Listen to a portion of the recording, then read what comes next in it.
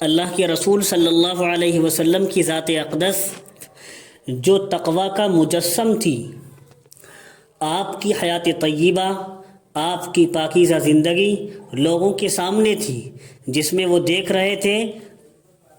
عرب کے لوگ کہ آپ کے زمانہ شباب کا بڑا حصہ، جوانی کے زمانے کا بڑا حصہ تو محض خلوت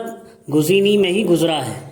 محض تنہائی اختیار کرنے میں ہی گزرا ہے۔ آپ نے تنہائی اختیار کی ہے اور تنہائی میں اللہ کی عبادتیں کی ہیں۔ پھر جب عمر شریف 25 سال کو پہنچی تو حضرت خدیجہ رضی اللہ عنہا کی طرف سے نکاح کی درخواست ہوئی، جو بیوہ اور صاحب اولاد ہونے کے ساتھ اس وقت 40 سال کی عمر میں بڑھاپے کا زمانہ گزار رہی تھی،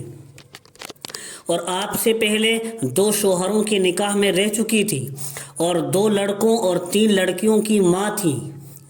بارگاہ نبوت میں ان کی درخواست رد نہ کی گئی اور پھر اکثر عمر اسی ایک نکاح میں گزار دی گئی۔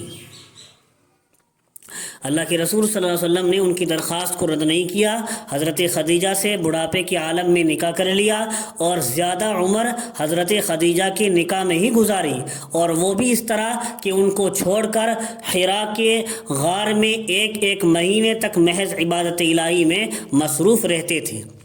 اور عمر کا بڑا حصہ اسی نکاح پر گزرا۔ اس لیے آپ کی جتنی اولاد ہوئی وہ سب حضرت خدیجہ رضی اللہ عنہا سے ہی ہے۔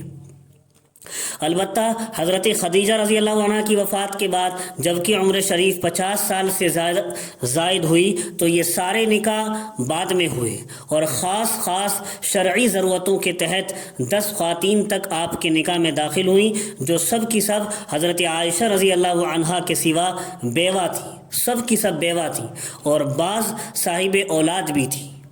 ان حالات پر نظر کرتے ہوئے میں گمان نہیں کر سکتا کہ کوئی سلیم الحواس، صحیح جس کی عقل اور حواس ہوں، وہ انسان آپ صلی اللہ علیہ وسلم کے اس تعدد ازدواج کو، متعدد نکاح کرنے کو معاذ اللہ، اللہ کی پناہ، کسی نفسانی خواہش کا نتیجہ بتا سکے۔ اگر کوئی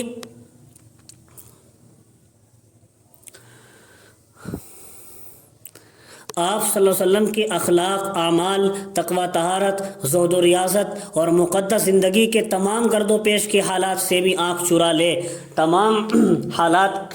کو چھوڑ دے ایک طرف، تو خود ان متعدد نکاحوں کے واقعات اور حالات ہی اس بات کو کہنے پر مجبور کریں گے کہ یہ تعدد ازواج یقیناً کسی نفسانی خواہش پر مبنی نہیں تھے، ورنہ ساری عمر ایک بوڑھی عورت کے ساتھ گزار کر تقریباً 55 سالہ کو اس کام کے لیے تجویز کر لینا کسی انسان کی عقل تسلیم نہیں کر سکتی، خصوصاً جبکہ کفار عرب اور رؤسائے قریش آپ کے اشارے پر اپنا منتخب حسن و جمال آپ کے قدموں پر نثار کر دینے کے لیے تیار تھے۔ یہ کہا کرتے تھے محمد اپنے اس دعوت و تبلیغ سے ہٹ جاؤ، آپ کو خوبصورت لڑکیوں سے شادی کرا دیں گے، آپ کو سب کچھ دے دیں گے، جیسا کہ سیرت اور تاریخ کی کتابوں میں اور حدیث کی کتابوں میں صاف واضح ہے۔ اس سے بھی قطع نظر کر لی جائے تو خود مسلمان کی جمعیت بھی اس عرصے میں لاکھوں کی تعداد تک پہنچ چکی تھی، جن کی ہر عورت آپ کے عقد میں داخل ہونے کو بجا طور پر دنیا آخرت کی کامیابی سمجھتی تھی۔ یہ سب کچھ تھا، مگر نبوت کے عقد میں 50 سال تک صرف ایک خدیجہ رضی اللہ عنہا تھی، جن کی عمر بوقت نکاح بھی 40 سال تھی۔ پھر اس کے بعد بھی جن خواتین کا نکاح کے لیے انتخاب کیا جاتا ہے وہ ایک کے سوا سب کی سب بیوہ تھی، صاحب اولاد تھی۔ امت کی بے شمار کنواری لڑکیاں اس وقت بھی انتخاب میں نہیں آتی۔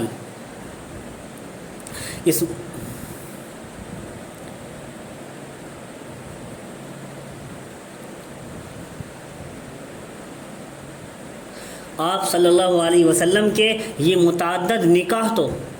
معتبر کتب سیرت اور کتب تواریخ کی روشنی میں بہت ساری اسلامی اور شرعی ضرورتوں پر مبنی تھے۔ اگر یہ ضرورتیں نہ ہوتی تو بہت سے وہ احکام جو عورتوں ہی کے ذریعے سے امت کو پہنچ سکتے تھے وہ سب پوشیدہ رہ جاتے۔ کس قدر بے حیائی اور حق سے منہ پھیرنا ہے کہ حضرت رسالت مآب صلی اللہ علیہ وسلم کے اس تعدد ازواج کو نفسانی خواہش پر محمول کر لیا جائے۔ اگر باطل پرستی نے عقل و حواس کو اندھا کر دیا ہو تو کوئی کافر بھی ایسا نہیں کہہ سکتا۔